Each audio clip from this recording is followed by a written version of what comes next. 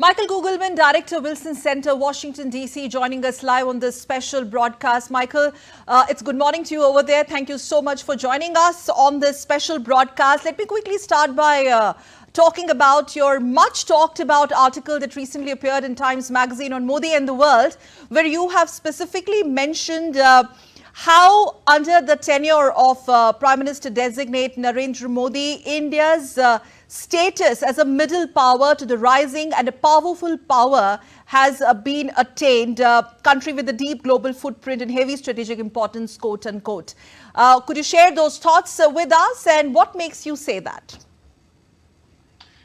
First of all, thanks for having me. It's good to be back here with you, and thanks for referencing the article. Look, my main argument was that Modi, over his first 10 years in power, has really positioned India to transition away from being a middle power into being a major power. And one of the main reasons why I said that is that he really, I think, more than any other Indian leader before him, advanced India's role on the global stage in terms of being a member, becoming a member of key international organizations, and also growing India's economy to the point where, as you know, it's the fastest growing major economy right now and the fifth largest in the world, having recently succeeded or gone past the UK. And I think that if you look at how India is seen on the global stage, I mean, I don't think there's ever been a time when India has been seen as strategically significant as it is now, and not just strategically significant, but also significant as an economy for commercial reasons.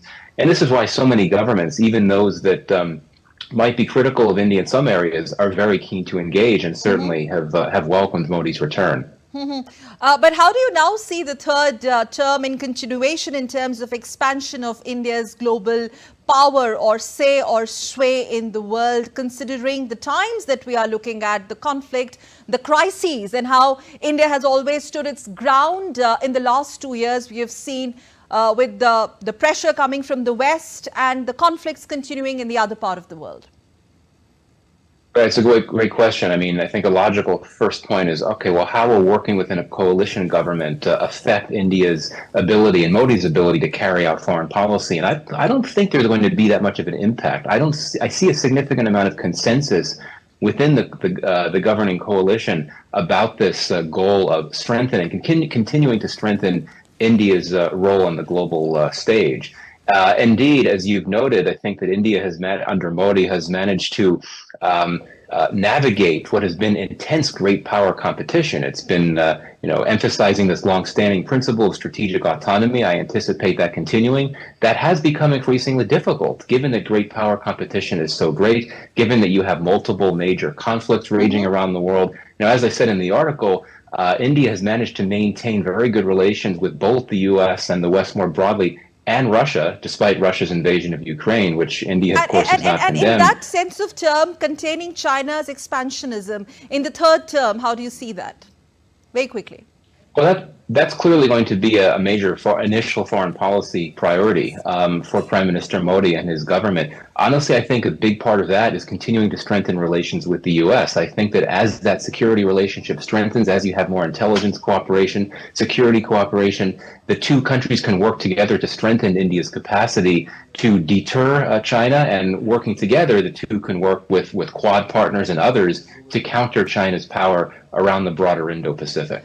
Okay, Michael, just stay with us. I'm just requesting you to stay with us because I'm also going to take this opportunity to introduce our very... Michael, you have been, in fact, talking a lot or writing a lot about the Modi's quote-unquote signature ideology, Hindu nationalism or Hindutva, which, according to you, is also about making India stronger abroad. I think that's a very interesting point that you've been making. And in the third term, how do you see that as a multiplier effect and India's rise and further rise of the global stage? There is this acknowledgement, there is this acceptance as far as this Hindu brand of nationalism is concerned. Right. Well, certainly from the perspective of the international community and certainly in the West, this gets into perhaps the more controversial aspects of Modi's foreign policy. But indeed, I think it is important to emphasize, as seen from Washington, where I sit, and elsewhere, Hindu nationalism is also a form of cultural diplomacy, so to speak, in the sense that the prime minister tries to bring attention to certain aspects or key aspects of India's past and its present by focusing on this theme. And so I think that this will definitely be a major component of his foreign policy. That I certainly don't want to overstate that. I think that from my perspective, the way that he's looking to strengthen India's role in the global role, so to speak, is by continuing to strengthen its military capacities, its economy, its diplomatic clout, and its soft power writ large. And I think it's when you talk about the term soft power, if we still use that term these days, I think that is where he tries to draw on the Hindu nationalism issue. And I think that there's nothing wrong with that in the sense if you're trying to strengthen your credentials overseas and strengthen how you're perceived. I think it makes sense. But again, this does get into some more of the controversial aspects of how he seeks to promote his policy. Yeah. And in fact, we have congratulatory messages coming in from all over the world for Prime Minister Modi. In fact, let me quickly go across to Michael, who continues to be with us from DC. Michael, again, going about the sway that India holds in the international space under Prime Minister Modi. A quick one on how, under his leadership, the membership in array of global forums that India gained, and this whole narrative of India leading from the front when it comes to global south. And that's something which has gained a lot of traction. It's a new template spearheaded by India. Right, absolutely. And just a quick point on the broader issue here. I mean, seeing how so many world leaders reacted so quickly with congratulations for Modi, in some cases, even before the final election results had been announced. Yes. I think that's an indication of just how how Modi is seen, though that's also a reflection of how India is seen by the world more broadly. And I would also specify here the fact that the Maldives president accepted the invitation to attend the swearing, and that is really significant because, as you know, he ran a campaign on an anti-India plank, this India Out campaign. But here he is, and I think that's a reflection in this case of how President Muizu wants to better balance relations with China and India. He doesn't want to align with China.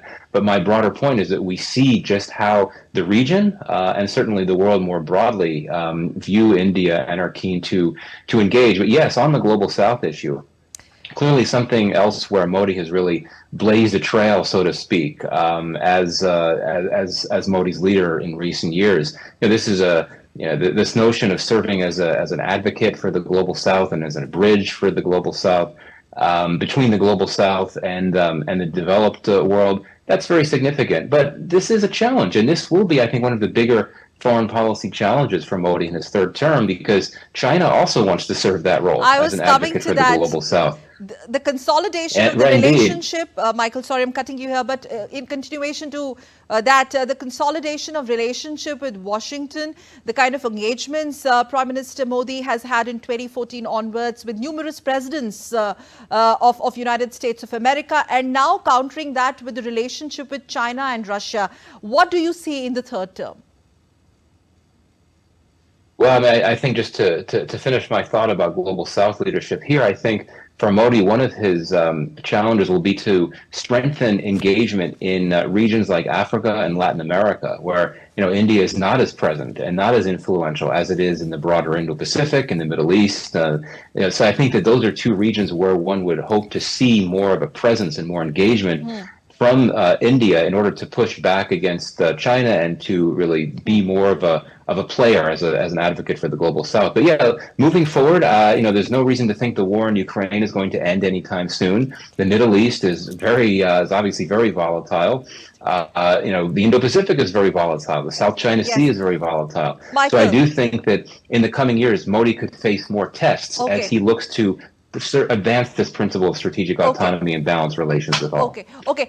One last question, Michael. We're really grateful you joining us from Washington, D.C. But just to quickly, if you have to sum up Modi in third term and the world, and what does it mean for the world? What does it mean for the world?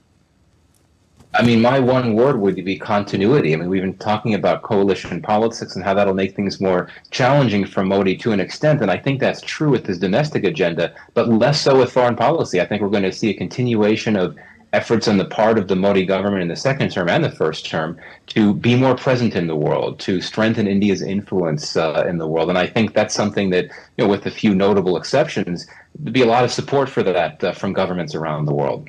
Okay, we'll leave it there. Many thanks, Michael Kugelman, Director, Wilson Center, for joining us live from Washington, D.C.